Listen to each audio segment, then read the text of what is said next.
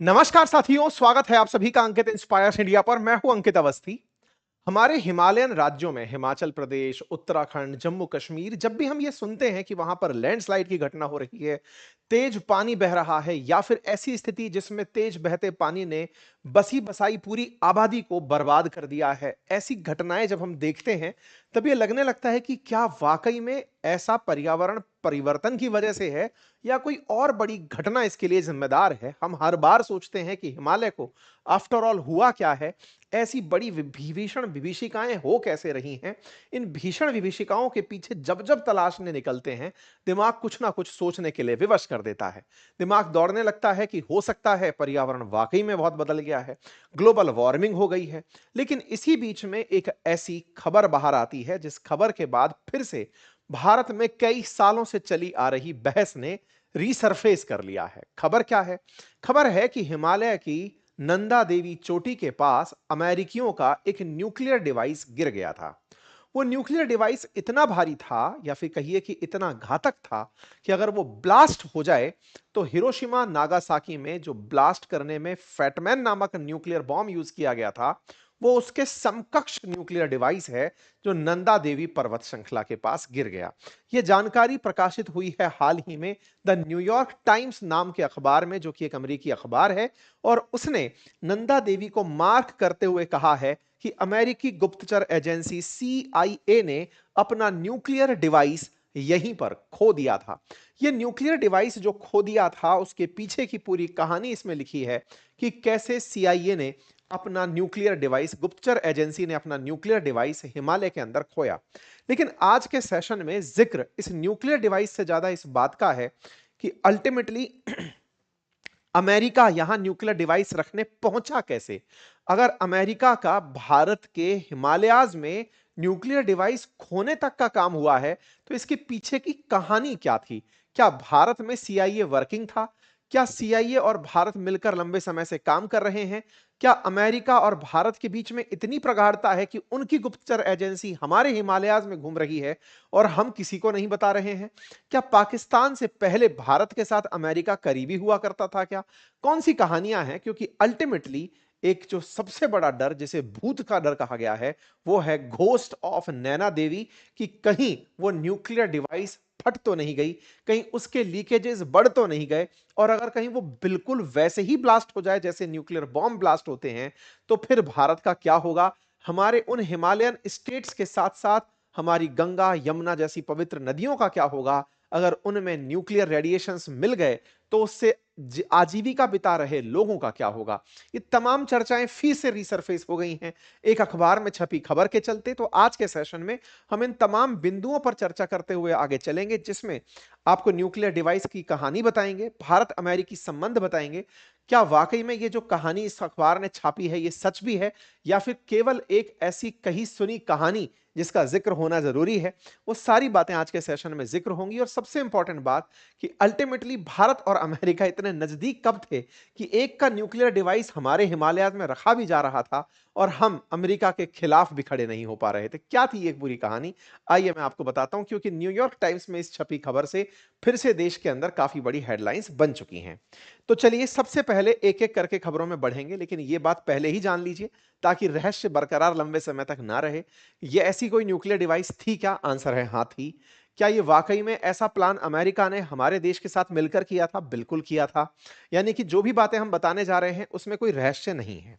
रहस्य नहीं है, ये ओपन सीक्रेट है। ओपन सीक्रेट क्यों है उसका भी मैं तथ्य पहले दे देता हूं, आगे चल के मैं एविडेंस भी दूंगा कि ये इसलिए क्योंकि देश की संसद में इसके ऊपर डिटेल चर्चा हो चुकी है। तो अब कोई भी ऐसा जानकारी मैं आपके साथ साझा नहीं कर रहा हूं जो मुझे ही पता है और किसी को नहीं पता है, या न्यूयॉर्क पोस्ट को पता है और किसी को नहीं पता है। सबको सब कुछ पता है, बस एक बार के लिए उसका रिवीजन कर लीजिए कि हुआ क्या था, आपको भी पता रहे कि चलती कैसे है ये स्पाई वर्ड की दुनिया, अल्टीमेटली होता क्या है। देखिए, द्वितीय विश्व युद्ध की समाप्ति पर आपको यह तो ज्ञात होगा कि द्वितीय विश्व युद्ध को खत्म करवाने वाला असल में अमेरिका का न्यूक्लियर बॉम्ब था। द्वितीय विश्व युद्ध में जापान पर अगर न्यूक्लियर बॉम्ब ना गिरा होता तो शायद जापान भारत तक पहुंच गया होता, बड़ी तबाही ये वेस्ट के देशों की कर चुका होता। जापान, जर्मनी जैसे जो देश थे ये बहुत आक्रामक होकर के दुनिया में विस्तृत होते हुए जा रहे थे। अंत में 1945 में अमेरिका ने न्यूक्लियर बॉम्ब हिरोशिमा नागासाकी पर गिराए। एक का नाम लिटिल मैन और एक का नाम फैटमैन, लिटिल बॉय और एक का नाम फैटमैन था। बम गिरे, हजारों की संख्या में लोग मारे गए। परिणाम यह हुआ कि जापान ने सरेंडर कर दिया और अमेरिका विजयी घोषित हुआ। यह सबने सुना है। अब इसके बाद में दुनिया के अंदर शुरू हो जाती है न्यूक्लियर बॉम्ब की रेस। सबको यह समझ में आता है कि द्वितीय विश्व युद्ध को खत्म कराने वाली कोई अगर युक्ति थी तो वह न्यूक्लियर बॉम्ब था। आप ऐसे समझिए कि रशिया यूक्रेन युद्ध लंबे समय से चल रहा है, खत्म होने का नाम ही नहीं ले रहा है, लेकिन अचानक रूस कोई ऐसा युक्ति या कोई ऐसा युद्ध में यंत्र फेंक दे जिससे कि यूक्रेन खुद से कह दे कि अब हम आपसे नहीं लड़ेंगे, अब हम सरेंडर कर रहे हैं। बिल्कुल वैसा ही अमेरिका ने उस समय जापान के साथ किया था। उसके बाद वो युद्ध से पीछे ही हट गया, वो सरेंडर कर दिया कि अब हमारे पास युद्ध करने का सामर्थ्य नहीं है, हमारे इतने लोग मर गए, हम एंड्स अब हमसे अब कुछ नहीं हो पाएगा। ठीक है साहब, चलिए। तो अल्टीमेटली दुनिया को यह समझ में आया कि कोई तो ताकत है जिसे न्यूक्लियर बॉम्ब कहा जाता है, जिसको अगर आपने अपने कब्जे में ले लिया तो दूसरा सरेंडर हो जाता है। अब जब इतनी बड़ी ताकत है तो उस ताकत को पाने की होड़ मच गई। शुरू हुआ न्यूक्लियर बॉम्ब बनाने का दौर। 1945 के बाद यूएसएसआर, जो कि सोवियत रूस के नाम से जाना जाता था, चाइना, यूके, फ्रांस, ये सभी देश अपनी सुरक्षा में न्यूक्लियर बॉम्ब को साझा करने में जुट पड़े। इसी न्यूक्लियर बॉम्ब की रेस में यूएसएसआर ने कुछ ही सालों के अंदर उसे प्राप्त भी कर लिया। तीसरा देश था चाइना, जो जुटा हुआ था न्यूक्लियर बॉम्ब बनाने में। इसी बीच में फ्रांस, ब्रिटेन ये भी लगे हुए थे कि हमें भी न्यूक्लियर बॉम्ब बनाना है। एक होड़ शुरू हो गई थी। भारत भी चाहता था न्यूक्लियर बॉम्ब बनाना है। अब दुनिया का हर देश चाहता है कि न्यूक्लियर बॉम्ब बनाना है, क्योंकि अगर वो होगा तो ही आप सुरक्षित हैं। क्योंकि उस बॉम्ब से सब डरते हैं कि कहीं ऐसा ना हो कि आपकी सनक ने किसी देश की जान ले ली। आप समझिए कि Kim Jong Un north Korea वालों को ट्रंप कुछ भी नहीं बोले पिछले 1 साल से, क्योंकि उन्हें पता था कि ट्रंप का बुखार अगर कोई उतार सकता है तो किम जोंग उन है। इसलिए 1 साल के पूरे समाप्ति पर आप खड़े हैं, समाप्त हो ही चुका है ट्रंप का पूरा काम, 1 साल। इसमें उन्होंने एक बार भी शायद किम जोंग उन को या नॉर्थ कोरिया का कोई जिक्र ही नहीं किया है कि उस पर इतने टैरिफ लगाऊंगा या कुछ करूंगा, नहीं। क्योंकि उन्हें पता है उसकी सरक गई तो ये अमेरिका के लिए चिंता हो सकता है, तो उसे नहीं छेड़ा गया क्योंकि उनके पास न्यूक्लियर बॉम्ब है। हम जैसे लोग जिम्मेदार हैं कि न्यूक्लियर बॉम्ब को नहीं फेंकेंगे किसी के ऊपर बिना किसी के युद्ध में शामिल हुए, तो हमसे सारी बार्गेनिंग चल रही है। फिर मैं आता हूं मुद्दे पर। तो अमेरिका ने न्यूक्लियर बॉम्ब कोई और ना बना ले, ये तय किया कि भाई अब हम ये तय करेंगे कि दुनिया का कोई भी देश ये ना हो कि हमारी तरह न्यूक्लियर बॉम्ब बनाकर बैठ गया तो फिर हम उसे दबा नहीं पाएंगे। तो यहीं से उसने अपनी गुप्तचर एजेंसीज को मजबूत करना शुरू किया। अमेरिका की गुप्तचर एजेंसी का नाम सीआईए है। जैसे शुरुआत में भारत के पास गुप्तचर एजेंसी के नाम पे आईबी हुआ करता था, 1968 में जाकर के आरएएनडब्ल्यू भारत के द्वारा बनाया गया, जिससे कि आज भी हम लोग गुप्तचर विभाग का काम कराते हैं, मतलब विदेशों से हमारी गुप्तचर सूचना एकत्रित करते हैं। अब आर्मी इंटेलिजेंस भी काम करती है, एनआईए भी काम करती है, सब मिलकर के गुप्तचर एजेंसीज में बड़ी सारी टीमें काम करती हैं। फिलहाल के लिए अमेरिका के सीआईए पर फोकस करते हैं। सीआईए ने तय किया कि वो किसी को भी न्यूक्लियर बॉम्ब नहीं बनाने देगा, नहीं बनाने देगा। ऐसे में 1964 में चाइना ने भारत के नजदीक उत्तर में, बिल्कुल तिब्बत के किनारे, जिंजियांग प्रोविंस में, जहां पर उइगर मुस्लिम्स रहते हैं, वहां पर न्यूक्लियर टेस्ट कर दिया। अच्छा, अब इसकी भी बड़ी रोचक कहानी है। भारत और चीन 1962 में युद्ध करके चुके ही थे। 1947 में जब भारत आजाद हुआ, साथ साथ चाइना भी, उस समय दोनों ने तय किया कि अब हम हिंदी चीनी भाई भाई रहेंगे। हमारा बड़ा विश्वास था चीनी लोगों पर कि हमारे जैसे ही हैं, हमारी तरह ही आजाद हुए हैं, अंग्रेजों से पीड़ित थे, अब हम सब लोग मिलकर के ग्रो करेंगे। भारत इस सोच के साथ आगे बढ़ रहा था। तत्कालीन पीएम ने बकायदा इसके लिए पंचशील समझौते जैसे किए हुए थे कि नहीं, हम सब लोग मिलकर आगे बढ़ेंगे, कोई दिक्कत नहीं है। लेकिन चीनियों ने हमारे साथ धोखा किया और 1962 का युद्ध, जिसमें भारत ने अपना एक बड़ा हिस्सा चीन के हाथों गंवा दिया। भारत उसके बाद में चीन के प्रति एक नेचुरल नफरत डेवलप कर चुका था कि यार तुम तो बड़े धोखेबाज आदमी निकले, दोस्त कहे थे हम, मित्र कहे थे, भाई कहे थे, तुम पीठ में छुरा घोंप दिए। भारत के अंदर जब यह भाव था, उसी समय पर 1964 में चीन जिंजियांग प्रोविंस में अपना न्यूक्लियर बॉम्ब टेस्ट कर देता है। अमेरिकी इस बात से बेचैन हो उठते हैं कि भाई इतना तेजी से हमारे पीछे कौन आ रहा है जिसने अपना न्यूक्लियर बॉम्ब टेस्ट कर दिया है। अब इसको कैसे रोका जाए और इसके न्यूक्लियर बॉम्ब में कितनी ताकत है, यह कैसे जांचा जाए। तो अब देखो, जो जिंजियांग क्षेत्र है ना, मैं अभी मैप पर आपको दिखाता हूं, वो हमारे हिमालयाज के जस्ट दूसरी तरफ है। यानी हिमालय अगर एक पर्वत के रूप में आप जानते हैं तो एक तरफ भारत है, तो उसके दूसरी तरफ तिब्बत है, और तिब्बत के ही किनारे जिंजियांग है। मतलब ये ऐसे समझिए कि आप हिमालय की चोटी पर बैठकर भारत को पूरा देख सकते हैं, तो दूसरी तरफ आप चाइना को पूरा देख सकते हैं। तो जिंजियांग प्रोविंस पर नजर रखने के लिए हिमालय एक मचान की भूमिका में हो सकता था कि हमें चाइना वाले क्या कर रहे हैं ये नोटिस करना है। बस इसी क्रोनोलॉजी में शुरू होता है चीनी अमेरिकियों का एक जासूसी मिशन, जिसमें उनका उद्देश्य है कि जिंजियांग में अगर ये लोग अपना कोई भी मिसाइल परीक्षण करेंगे तो हम उसे नोटिस कर लेंगे। इसी बीच में आपके दिमाग में एक बड़ा प्रश्न तैर रहा होगा, सर ये काम तो सैटेलाइट से भी कर सकते थे, अंतरिक्ष में सैटेलाइट छोड़ते और देख लेते। आज तो सैटेलाइट से ही होता है। हमारा पोखरण के अंदर जब परमाणु परीक्षण हो रहा था तो अमेरिकी बकायदा सैटेलाइट से ही तो हमें चेक कर रहे थे। तो मैं यहां पर आपको इनपुट दे दूं, तब तक अमेरिका सैटेलाइट के सेक्टर में इतना सक्रिय नहीं हुआ था कि वो सैटेलाइट से दूसरे देशों के ऊपर निगरानी रख ले। दौर 1964 का था। अब तो पूरी दुनिया में वो ऊपर से ही नजर रखता है, सारा कवरेज रखता है। लेकिन उस दौर तक उसे बैठकर कैमरा फिक्स करना था। कैमरा ऐसी जगह पर फिक्स करना था ताकि दूर तक उसे जिंजियांग प्रोविंस दिखता रहे, या फिर ऐसी मशीन लगानी थी जो रेडिएशंस का पता लगा सके कि हां भाई इस लेवल पर रेडिएशन यहां पर निकल रहा है। आपका दिमाग दौड़ेगा, मैप के साथ साथ आपका दिमाग दौड़ने लगेगा कि साहब ये काम तो वो पाकिस्तान के साथ भी कर सकता था, क्योंकि हम जानते हैं भारत और पाकिस्तान की दुश्मनी में पाकिस्तान के साथ ही हमेशा अमेरिका रहा। तो क्यों नहीं वो पाकिस्तान के साथ बैठ करके न्यूक्लियर डिवाइस या जो भी निगरानी तंत्र है वो वहां लगा दे, क्योंकि पाकिस्तान तो पीओके लेकर बैठा हुआ था। पाकिस्तान के पास में भारत की सबसे ऊंची चोटियों में से एक चोटी भी है। तो ऐसे में क्यों ना पाकिस्तान को ही चुना जाए इस सब काम के लिए। तो कहते हैं कि उसे पाकिस्तान से मित्रता भले ही हो, विश्वास नहीं है, क्योंकि भारत तो फिर भी कायदे से और नियमों से चलने वाला देश है। पाकिस्तान का कोई कानून ही नहीं है, कोई उसका रूल रेगुलेशन नहीं है। वो कभी भी किसी के खिलाफ हो सकता है, किसी को भी पलट के काट सकता है। अल्टीमेटली जो उसकी फितरत है वो कर सकता है। भारत लेकिन कस्टम्स से जुड़ा हुआ, भारत विचारों से जुड़ा हुआ, अपनी बातों से टिका हुआ देश है। तो ये कुछ गलत हरकत करेगा नहीं। ऐसे में अमेरिकियों ने इस परीक्षण को ऑब्जर्व करने के लिए हिमालयन रेंज में भारत को चुना कि हम भारत के जो एरिया हैं वहां से चाइना के ऊपर निगरानी रखें। अगर आप देखें तो ये हिमालयन क्षेत्र हैं और इन हिमालयन क्षेत्रों के दूसरी तरफ ये चाइना है पूरा। पाकिस्तान से भी निगरानी रखी जा सकती थी, लेकिन उन्होंने इस क्षेत्र को चुना कि हम यहां से निगरानी रखेंगे। निगरानी रखने के लिए ज्यादा उचित जगह कौन सी होगी? बोले भारत के अंदर कंचनजंगा चोटी सबसे ऊंची चोटियों में से है, वहां चलते हैं, वहां से निगरानी रखेंगे। लेकिन कंचनजंगा की टॉप पर पहुंचना ना केवल टफ है, भाई आप कहेंगे सर बहुत सारे लोग तो एवरेस्ट भी चढ़ जाते हैं, तो कंचनजंगा भी चढ़ जाएंगे। नहीं, टफ होने का मतलब है कि एवरेस्ट तक चढ़ पाते हैं लोग, लेकिन कंचनजंगा को फतह करना बहुत मुश्किल है, मतलब रास्ता बहुत टफ है वहां का।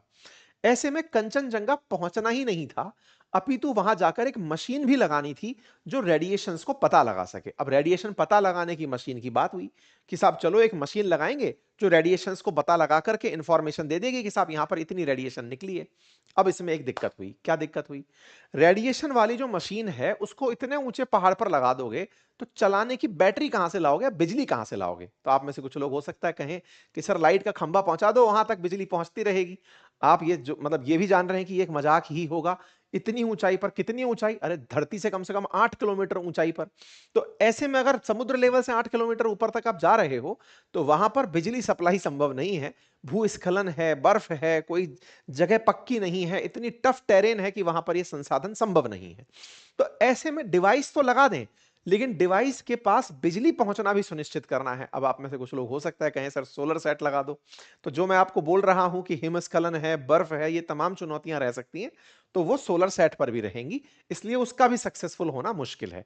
अंत में क्या बचा सर, जनरेटर लगा देते हैं। जनरेटर से उस मशीन को बिजली मिलती रहेगी, लेकिन जनरेटर में फ्यूल डलेगा, फ्यूल की एक लिमिट होगी, एक आदमी को वहीं बैठना पड़ेगा पूरे टाइम, उतना हम अफोर्ड नहीं कर सकते, क्योंकि असल में निगरानी तो अमेरिका को करनी है, हमें थोड़ी करनी है जो आप बैठ करके मचान लगा के बैठे रहे कि हाँ भाई बताओ कब फोड़ोगे और हम तुम्हें देखेंगे। नहीं, तो एक ऐसा ऑटोनोमस सिस्टम वहां पर लगाना था जिसे मशीन के रूप में लगा दो और वो वहां से निकलने वाली रेडिएशंस को जांच ले। लेकिन उसको चलाने के लिए इलेक्ट्रिसिटी की जरूरत थी, और इलेक्ट्रिसिटी प्रोड्यूस करने के लिए जनरेटर में, जो लंबे समय तक जनरेटर चल सकता है 90 साल तक, वो न्यूक्लियर जनरेटर होते हैं। अर्थात आप जो न्यूक्लियर रिएक्टर्स को सुनते आए हैं, जिनके अंदर स्वतः ही नाभिकीय विखंडन अभिक्रियाएं होती रहती हैं, नाभिकीय विखंडन वाले जो रिएक्टर्स हैं, असल में उनकी ताकत यह है कि वो न्यूक्लियर रिएक्टर अपने आप खुद की अभिक्रिया से परमाणुओं को फोड़ते फोड़ते ऊर्जा उत्पन्न करते हैं और वो ऊर्जा स्वतः ही एक जनरेटर का काम करती है।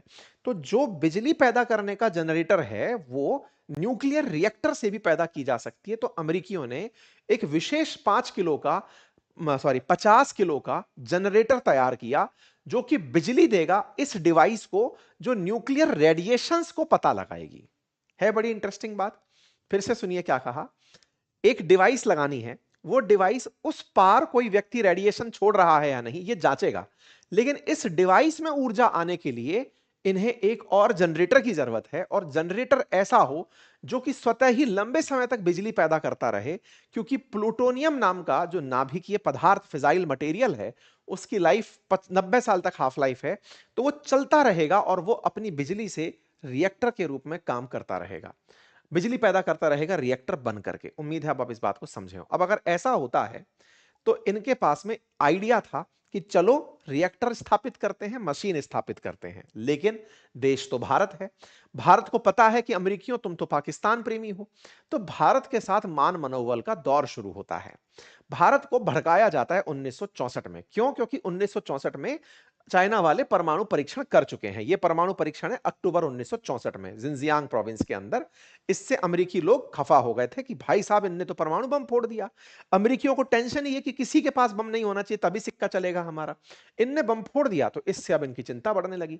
ऐसे में एक व्यक्ति जिसका अमेरिका में बड़ा नाम चलता था, जो सेकेंड वर्ल्ड वॉर के दौरान अमेरिकी सेनाओं का सेना अध्यक्ष था, जिसका नाम कर्टिस लीमे था, जो एयरफोर्स चीफ ऑफ स्टाफ था, इसने आइडिया दिया कि हमें भारत के पहाड़ों में चल करके ये डिवाइस रखनी चाहिए ताकि हम निगरानी कर सकें। समझिए कि एक कैमरी जैसी डिवाइस है जिसको रखना चाहिए। कार्टिस लीमे की कही हुई बात को अमेरिकी सरकार ने माना और भारत को मनाना शुरू किया। भारत को मनाया गया कि साहब आप अपने पहाड़ों में हमें ये डिवाइस रखने दो। भारत तैयार नहीं हुआ। शुरुआती दौर में उसे बहुत मनाया गया। भारत फिर फाइनली मानने के पीछे एक कारण खोज लिया, और वो ये कि अगर इनने परमाणु बम बना लिया तो भारत के लिए तो और संकट बढ़ गया। पड़ोसी के पास परमाणु बम है तो वही कि दुश्मन का दुश्मन मित्र होता है। तो ऐसे में भारत से अमेरिका की दोस्ती हो जाती है कि चलो चीन की निगरानी कर लेंगे, इस बहाने हम एक हो जाते हैं। हो गया साहब। तय हुआ कि चलो साहब ऊपर चलेंगे कंचनजंगा। बोले साहब कंचनजंगा के लिए किसी आदमी को पूछते हैं। तो भारत के अंदर से उन सैनिकों को तलाशा गया जिन्होंने पर्वतारोहण किया हो। अब आप पूछेंगे सैनिकों को ही क्यों तलाशा गया? सैनिक देश के लिए वफादार होते हैं, देश के ऐसे ही मिशन को अंजाम देते हैं जो दूसरे देश के खिलाफ हमको करने हो।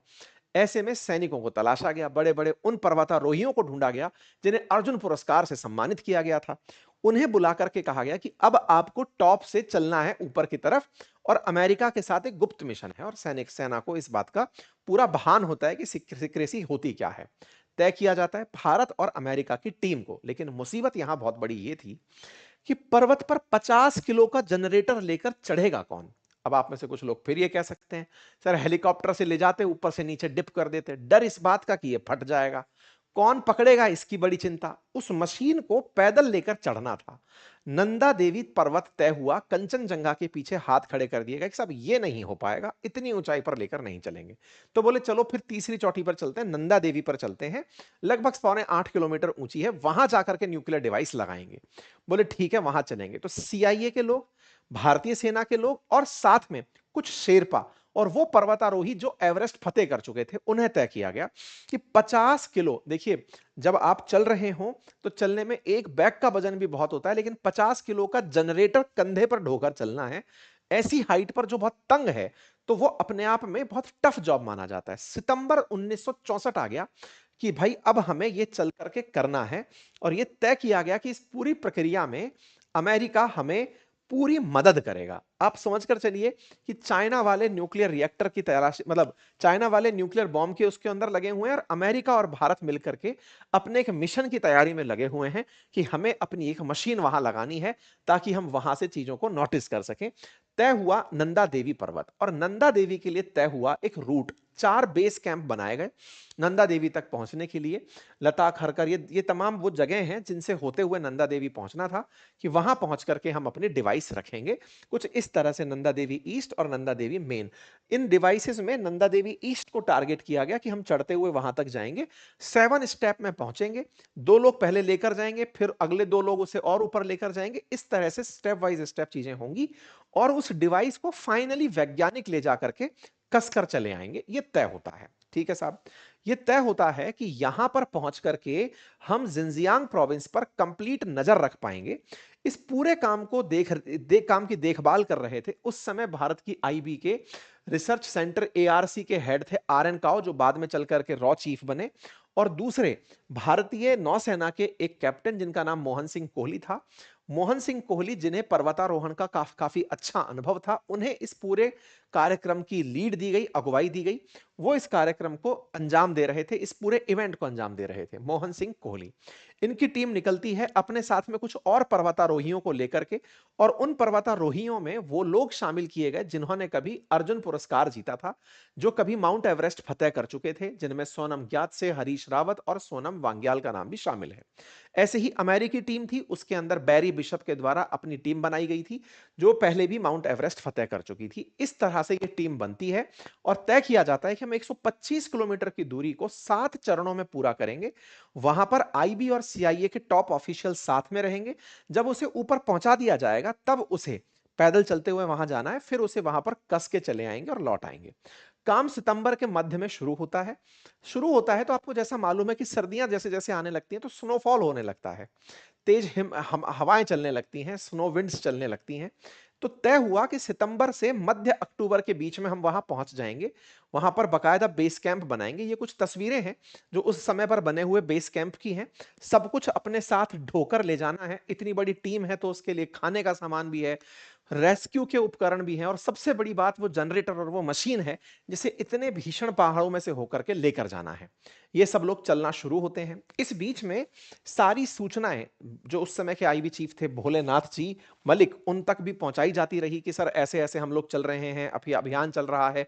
अमेरिकी भी पूरी तरह से अपडेट रहते हैं। आप यहां पर तस्वीरों से इस पथ को समझ सकते हैं कि कितना टफ पाथ रहा होगा। होने के लिए आपके दिमाग में एक 50 किलो की मशीन होगी, लेकिन वो जनरेटर था जिसमें इतना भीषण न्यूक्लियर मटेरियल था कि अगर वो फटे तो वो भारत के अंदर जापान जैसा परमाणु हादसा उत्पन्न कर सकता था। उसे बहुत ही पेशेंस के साथ और बहुत ही समझदारी के साथ लेकर चलना था, लेकिन इतनी सीक्रेसी के साथ कि उसे किसी को उसकी भनक तक ना लगे।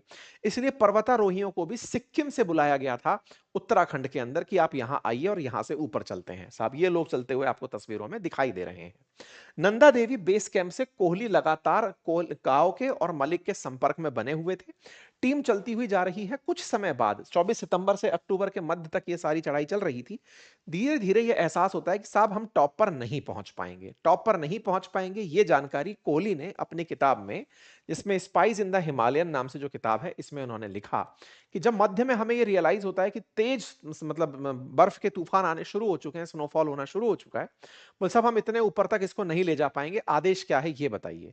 तो तय होता है कि आप इस मशीन को बीच में ही छोड़ दीजिए और किसी बड़े पत्थर से इसे बांध दीजिए।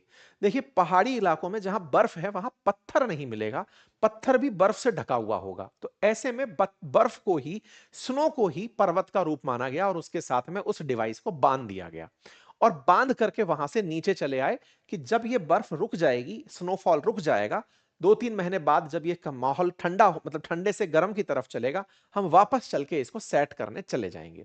सबकी तय और सलाह मशवरे के साथ में नंदा देवी के बीच रास्ते में उस प्लूटोनियम मशीन को छोड़ दिया गया।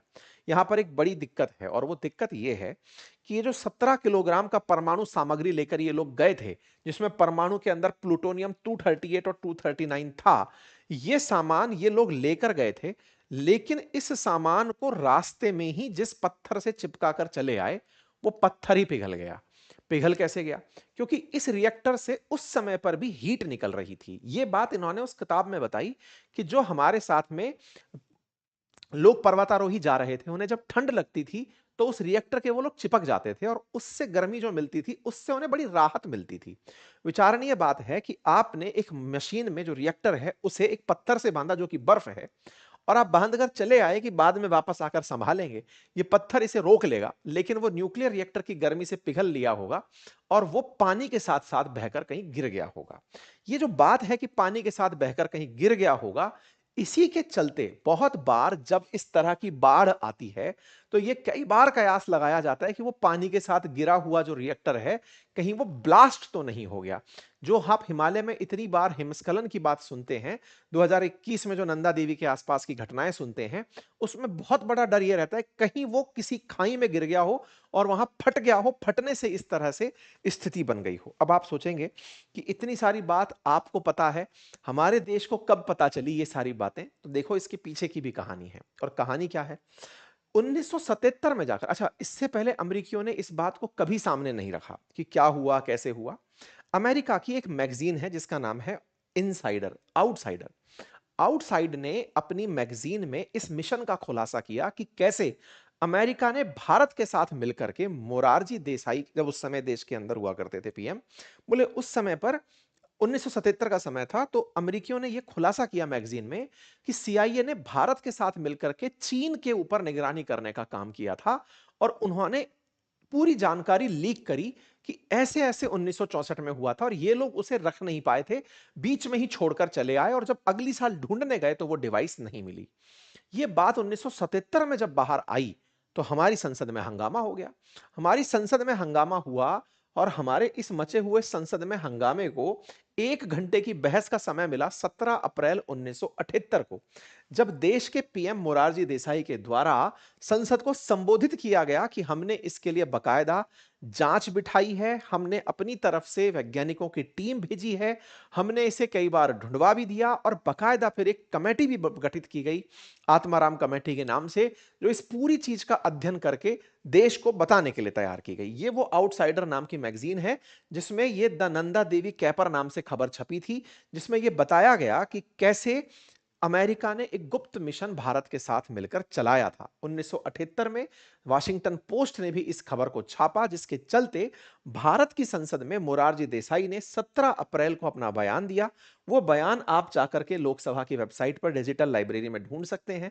हमने वो बयान पूरा पूरा निकाल कर पढ़ा और समझा। उसमें केवल इतना ही तर्क निकल कर आया कि सरकार ने जनता को आश्वस्त किया कि हमने अपने स्तर पर इसकी जांच की है, हमने ये पहचाना है कि ऐसा कुछ भी नहीं है, अभी तक इस पर कोई भी लीकेज की खबर निकल कर नहीं आई है, पर्यावरण के अंदर रेडियो एक्टिव पदार्थों का फैलना या फिर उनका लीक होना रिपोर्ट नहीं किया गया। ये तमाम बातें वहां पर हमारी संसद को बताई गई। जब ये संसद को बताई गई, उधर की तरफ अमेरिका में भी ये बात बहुत ज्यादा उठी। अमेरिका में भी ये बात उठ रही थी वाशिंगटन पोस्ट की खबर के टाइम पर कि आप लोगों ने ऐसा गुप्त मिशन चलाया, किसी को बताया क्यों नहीं, ये सब हो क्या रहा था। खैर, अमेरिका ऐसी घटनाओं को अंजाम देता रहता है, गुप्तचर विभाग है, इसका काम यही करना है।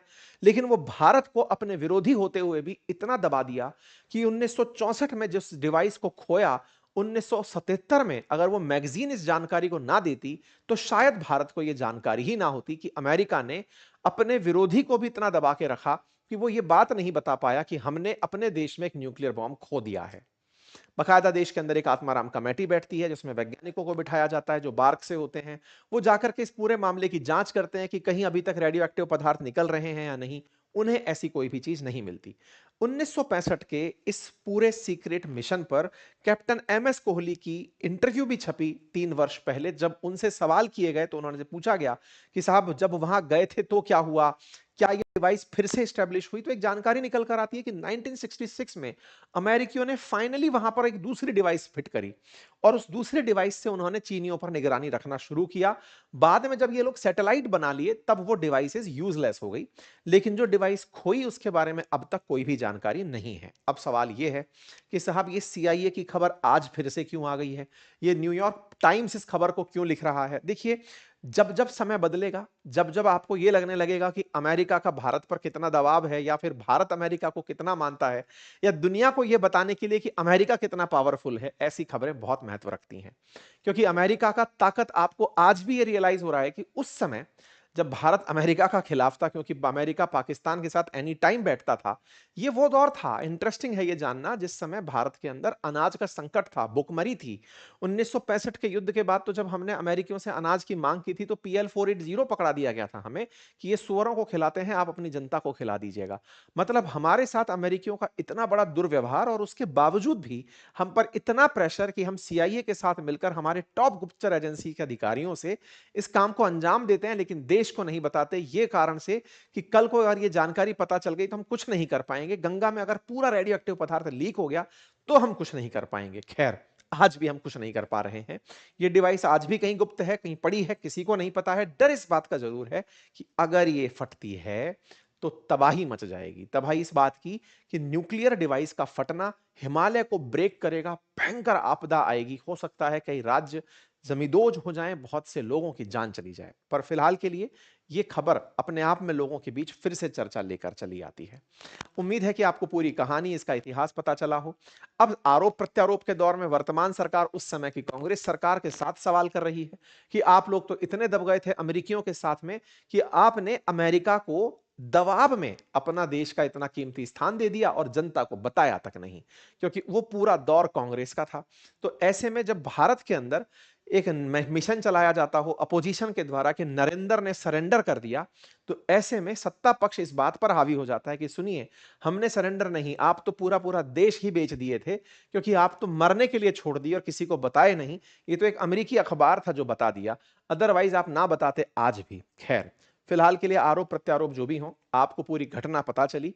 आप इस विषय पर क्या सोचते हैं, अपनी राय जरूर बताएं। कुछ सवाल अभी भी अनसुलझे हैं कि ये डिवाइस है कहां, इसका पर्यावरण पर क्या नुकसान होगा, और क्या कितने साल मतलब ये और डर रहने वाला है। जब तक 90 साल ना हो जाएं इस घटना को 64 से लेकर के, तब तक लोग इसे देखते रहेंगे। उम्मीद है कि आपको ये जानकारी समझ आई हो, तो अपने साथियों से अवश्य साझा करें। चैनल पर नए हैं तो चैनल को सब्सक्राइब कर लें, आपसे गुजारिश रहेगी। आप में से बहुत सारे साथी हमारी खबरें सुनते जरूर हैं, सब्सक्राइब करने से आजकल कतराते हैं, थोड़ी मेहनत ज्यादा लगती है। आपको केवल एक बटन दबाना है जिसका कोई चार्ज नहीं है। फिलहाल के लिए इतना ही। और हाँ, यदि आप स्टॉक मार्केट और इन्वेस्टमेंट से जुड़ी जानकारी चाहते हैं तो हमारा एप्लीकेशन बातें बाजार की, आप जाकर इसे सब्सक्राइब करें और बढ़िया से हमारा जो कंटेंट है उसे एंजॉय करें। Thank you so much.